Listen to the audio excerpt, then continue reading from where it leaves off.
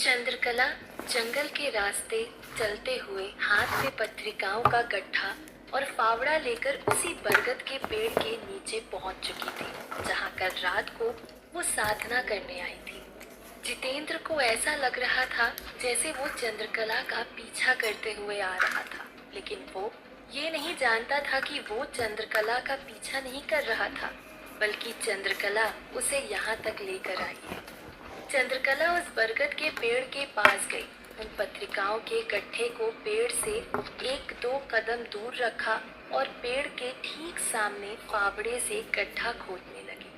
चंद्रकला से थोड़ी दूर पड़ी पत्रिकाओं को देखकर एक बार के लिए तो जितेंद्र के मन में लालच जागा था, लेकिन चंद्रकला की ये बेवकूफ़ी देखकर उसने इंतजार करना ही उचित समझा। उसने मन ही मन कहा, अब तो वैसे भी कुछ देर में ही पत्रिकाएं मेरी होंगी, इसीलिए बेहतर यही होगा कि कुछ देर इंतजार ही कर लेता हूँ। खामखा चंद्रकला का ध्यान अपनी ओर खींचने का कोई औचित्य नहीं है, वरना फिर हाथ लगा हुआ निवाला हाथ से छिन जाएगा। ये सोचकर जितेंद्र वहीं पर इंतजार करने लगा और चंद्रकला लगातार फावड़े से गड्ढा खोदे जा रही थी। कुछ ही देर में चंद्रकला ने लगभग 2 हाथ गहरा गड्ढा खोद लिया था। गड्ढा खोदने के बाद चंद्रकला ने उस जन पत्रिकाओं के झोले को उस गड्ढे में दफना दिया और उस पर मिट्टी डालकर वहां से अपने घर की तरफ चली गई। चंद्रकला के वहां से जाते ही जितेंद्र की खुशी का ठिकाना नहीं रहा। वो जोर जोर से हंसते हुए कहने लगा, सब कहते हैं चंद्रकला ये चंद्रकला वो, लेकिन मेरी नजर में तो चंद्रकला सबसे बड़ी बेवकूफ औरत है। उसे तो इस बात का भी आभास नहीं हुआ कि मैं उसका पीछा कर रहा हूँ। कहते हुए जितेंद्र उस बरगद के पेड़ के पास चला गया और उस गड्ढे खोदने लगा। चूंकि गड्ढा पहले से खुदा हुआ था, इसलिए जितेंद्र को उस गड्ढे को खोदने में जरा भी परेशानी नहीं हुई। लेकिन जैसे ही उसने उस झोले में से वो पत्रिकाएं निकालकर उन पत्रिकाओं को खोला, उसे अपनी आंखों पर विश्वास नहीं हुआ। सभी की सभी पत्रिकाएं बिल्कुल खाली थीं। ये सब देख जितेंद्र समझ गया कि उसके साथ छल हुआ है। उसने गुस्से में सभी पत्रिकाएं फेंक दी और वहां से जाने के लिए खड़ा हुआ। लेकिन जैसे ही उसने बाहर जाने के लिए कदम बढ़ाया, उसने अपना पैर उस घेरे के ऊपर रख दिया जो कल रात चंद्रकला ने बनाया था। घेरे के ऊपर पैर रखते ही जितेंद्र को ऐसा झटका लगा जैसे उसे किसी ने पीछे की तरफ धक्का दिया हो और जितेंद्र उस बरगद के पेड़ के तने से जा टकराया। इससे पहले कि जितेंद्र कुछ समझ पाता, जहाँ जहाँ वो घेरे बने हुए थे वहाँ पर जमीन से नुकीले कीलों वाली जंजीरें निकलने लगी। ये देख जितेंद्र गुस्से से आग बबूला हो गया। वो समझ गया कि ये सब चंद्रकला की चाल थी। चंद्रकला ने उसके साथ छल किया है। जमीन से निकलती हुई जंजीरें अब जितेंद्र की तरफ बढ़ रही थी। आते हुए संकट को देखकर जितेंद्र काफी घबरा गया। उन जंजीरों को नष्ट करने के लिए जितेंद्र अपनी शक्तियों का इस्तेमाल करने लगा, लेकिन उन जंजीरों पर उसकी शक्तियों का कोई असर नहीं हो रहा था, बल्कि वही शक्तियां उन जंजीरों से टकराकर वापस जितेंद्र पर ही हमला कर रही थी, जिससे जितेंद्र और ज्यादा घायल हो गया था। देखते ही देखते उन जंजीरों ने जितेंद्र को अपनी कैद में कर लिया और उस बरगद के पेड़ से जितेंद्र को बांध दिया। जितेंद्र अब पूरी तरह उन जंजीरों में जकड़ चुका था। उन जंजीरों के नुकीले कीले जितेंद्र के साए को इस तरह भेद रहे थे कि जितेंद्र उस दर्द को बर्दाश्त नहीं कर पा रहा था। उसने गुस्से में जोर से चिल्लाते हुए कहा, चंद्रकला! जितेंद्र की आवाज सुनकर चंद्रकला एक बड़े से पेड़ के पीछे से बाहर निकल कर आई। चंद्रकला अपने चेहरे पर एक विजयी मुस्कान लिए जितेंद्र की तरफ बढ़ रही थी। चंद्रकला को देखकर जितेंद्र ने कहा, तुम बचोगी नहीं चंद्रकला, तुम बचोगी नहीं। भारती को आजाद कराते ही सबसे पहले मैं तुम्हें खत्म करूंगा।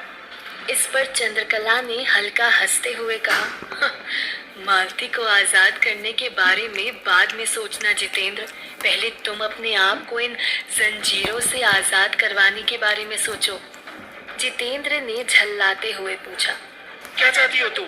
कठोर शब्दों में चंद्रकला ने जवाब देते हुए कहा, तुम्हें खत्म करना चाहती हूँ और वो करके रहूंगी। फिर भी तुम्हें एक मौका दे रही हूँ।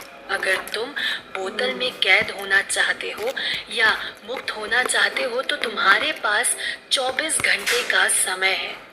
ये कहकर चंद्रकला ने जमीन से रेत उठाई और उसे मुट्ठी में भरकर उस मुट्ठी पर एक मंत्र बुदबुदाते हुए उस रेत को झटके से वहां स्वाहित कर दिया जहां वो तीनों घेरे बने हुए थे।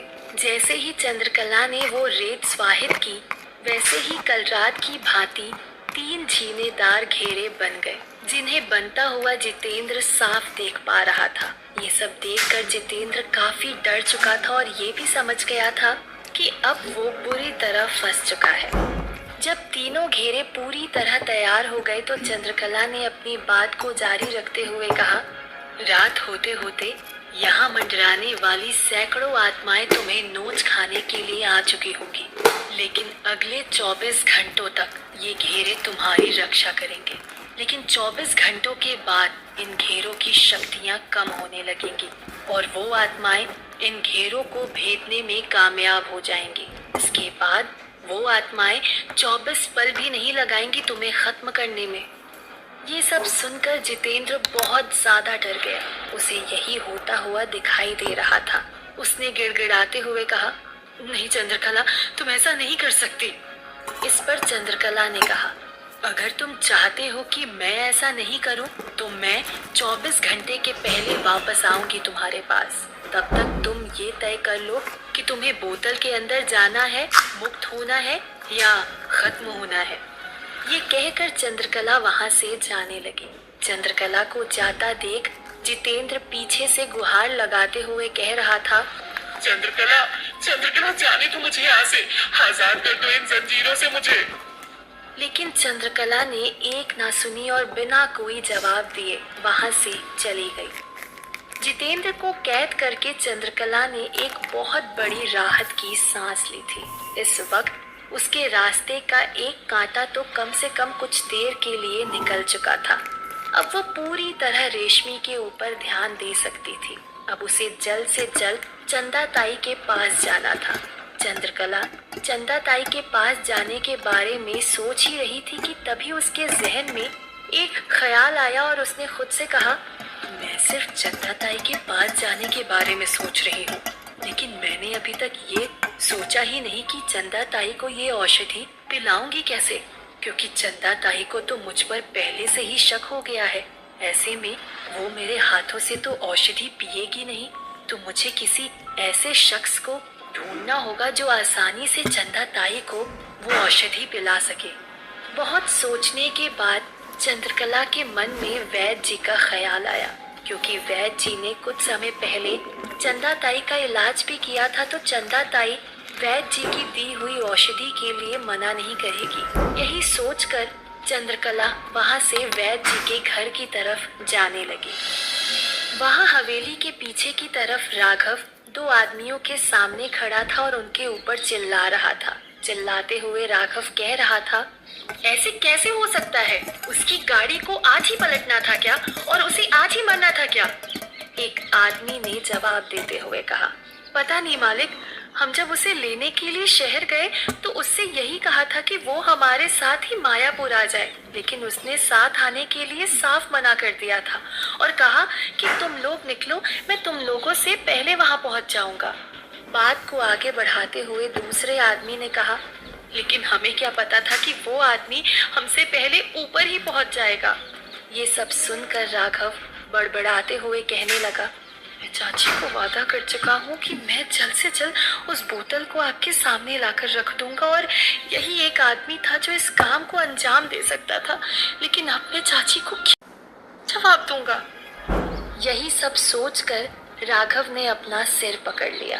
दरअसल राघव ने शहर से एक ऐसे आदमी को बुलाया था जो बोतल चोरी करने के काम में राघव की मदद कर सकता था।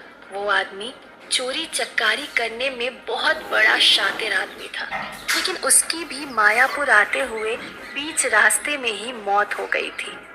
अब राघव के पास कोई भी रास्ता नहीं रह गया था। वो यही सब सोच सोच कर परेशान हो रहा था, लेकिन फिर भी राघव ने उन आदमियों से कहा, कल के कल मुझे वैसा ही कोई आदमी चाहिए जो उतने ही शातिर तरीके से चोरी कर सके। राघव ने इस काम के लिए उन दोनों आदमियों से कहा जरूर था, लेकिन वो भी ये जानता था कि ये काम बहुत मुश्किल है। वहीं एक दीवार के पीछे छिपकर रेशमी ये सब सुन रही थी और मुस्कुरा रही थी। रेशमी की मुस्कान देखकर साफ दिख रहा था कि वो आदमी मरा नहीं है, बल्कि उसे मारा गया है। दूसरी तरफ चंद्रकला वैद्य जी के घर पहुंच चुकी थी। वैद्य जी के घर पहुंचने के बाद चंद्रकला ने उनसे कहा, चाचा, मुझे आपसे बहुत जरूरी काम है। क्या आप मेरी मदद कर सकते हैं? आपके बिना ये काम कोई और नहीं कर सकता। ये सुनकर वैद्य जी ने कहा, नहीं नहीं चंद्रकला, कैसी बात कर रही हो? मैंने आज तक तुम्हें किसी काम के लिए मना किया है क्या? चंद्रकला ने मुस्कुराते हुए ना में सिर हिलाया और कहा, दरअसल बात ये है चाचा कि आपको मेरे साथ शहर चलना होगा। हमें चंदा ताई को कोई औषधि देनी है। इस पर वैद्य जी ने पूछा, चंदा को औषधि देनी है? कौन सी औषधि? क्या हुआ चंदा को? वो ठीक तो है? जवाब देते हुए चंद्रकला ने कहा, हाँ हाँ, चंदा ताई बिल्कुल ठीक है और औषधि आपको तैयार नहीं करनी बल्कि मेरे पास है। ये बात वैद्य जी को कुछ समझ नहीं आई। उन्होंने चंद्रकला से पूछा, चंद्रकला, मैं कुछ समझा नहीं, और अगर तुम्हारे पास औषधि पहले से ही है तो फिर तुम्हें मेरी क्या आवश्यकता है? इसके जवाब में चंद्रकला ने वैद्य जी से कहा, चाचा, बात ये है कि मेरे पास जो औषधि है वो किसी के मुंह से सच जानने के लिए इस्तेमाल की जाती है। मैं चाहती हूँ कि आपकी मदद से वो औषधि मैं चंदा ताई को दूँ। ये सुनकर वैद्य जी एकदम चौंक गए। उन्होंने कहा, ये तुम क्या कह रही हो चंद्रकला? मैं ऐसा कभी नहीं कर सकता। मेरे लिए मेरी औषधियाँ ही भगवान है। मैं उन्हें लेकर झूठ नहीं बोल सकता। चंद्रकला भी समझती थी वैद्य के लिए औषधि को लेकर झूठ बोलना कितना मुश्किल है, लेकिन चंद्रकला भी मजबूर थी। वो वैद्य जी को सब कुछ सच सच भी नहीं बता सकती थी। उसने एक बार फिर उनसे कहा, चाचा, मेरी बात समझने की कोशिश कीजिए। ये काम करना भी बहुत जरूरी है और मैं आपको सब कुछ सच सच भी नहीं बता सकती। इसीलिए मैं आपसे विनती कर रही हूँ कि भगवान के लिए ये काम करने दीजिए और बस इतना समझ लीजिए कि ये मैं मायापुर की भलाई के लिए कर रही हूँ। लेकिन वैद्य जी अपनी बात से टस से मस थे। उन्होंने अपनी बात में बस एक बात जोड़ दी। अपनी बात को जोड़ते हुए वैद्य जी ने कहा, नहीं चंद्रकला, मैं तुम्हारी बहुत इज्जत करता हूँ, लेकिन मैं ये नहीं कर सकता। लेकिन हाँ, अगर तुम मुझे सारी बात बता दो कि तुम ये क्यों कर रही हो, तब तो फिर मैं इस बारे में कुछ सोच सकता हूँ, लेकिन बिना बात जाने मैं ये नहीं कर सकता। चंद्रकला अब पूरी तरह फंस चुकी थी। वो कुछ भी नहीं बताना चाहती थी, लेकिन उसके पास अब कोई दूसरा रास्ता नहीं बचा था। चंद्रकला ने इधर उधर देखा और अपनी बात रखते हुए कहा, तो फिर सुनिए चाचा, रेशमी जो है वो कोई रुदाली नहीं है, बल्कि वो अपना कोई मकसद पूरा करने के लिए इस गांव में आई है और वो कावेरी से कोई ताल्लुक रखती है। लेकिन वो कावेरी से क्या ताल्लुक रखती है, रेशमी कौन है, इन सब सवालों के जवाब मेरे पास भी नहीं है। पर चंदा ताई एक ऐसी औरत है जो इन सब के बारे में सब कुछ जानती है। रेशमी की सच्चाई जानने के लिए मैं आखिरी बार चंदा ताई का पता लगाने आपके पास आई थी। चंद्रकला की बातें सुनने के बाद तो जैसे वैद्य जी के होश ही उड़ गए थे। उन्होंने चंद्रकला से चौंकते हुए पूछा, और वो औषधि कैसी है? किसने दी है वो औषधि? जवाब देते हुए चंद्रकला ने कहा, मैं कल टीले वाले बाबा के यहाँ गई थी। टीले वाले बाबा ने ही मुझे ये औषधि दी है। इस औषधि से सामने वाला मनुष्य पूरी तरह आपके वश में आ जाएगा और आपसे कोई भी राज छुपा नहीं पाएगा। लेकिन मेरे लिए ये परेशानी है कि मेरे कहने पर चंदा ताई वो औषधि नहीं पिएगी, इसीलिए मुझे आपकी मदद की ज़रूरत है। ये सुनकर वैद्य जी कुछ सोच में पड़ गए। वैद्य जी को सोचता हुआ देख चंद्रकला ने कहा, सोचिए मत चाचा, इतना समय नहीं है हमारे पास। वो जो काला साया है मायापुर में, उसे मैं सिर्फ 24 घंटे के लिए कैद करके आई हूँ और इन्हीं 24 घंटे में हमें ये सब काम खत्म करना है। चूंकि वैद्य जी इस औषधि के बारे में भी जानते थे और उन्हें चंद्रकला की बातों पर भी पूरा भरोसा था कि चंद्रकला कम से कम झूठ तो नहीं बोल रही थी, इसीलिए काफी सोचने के बाद वैद्य जी ने निर्णय लेते हुए कहा, ठीक है चंद्रकला, तुम्हारी पूरी बातें सुनने के बाद तो मुझे यही लग रहा है कि इस वक्त मेरे उसूलों से बढ़कर मायापुर के लोगों की जान ज्यादा जरूरी है। मैं तुम्हारे साथ शहर चलने के लिए तैयार हूँ।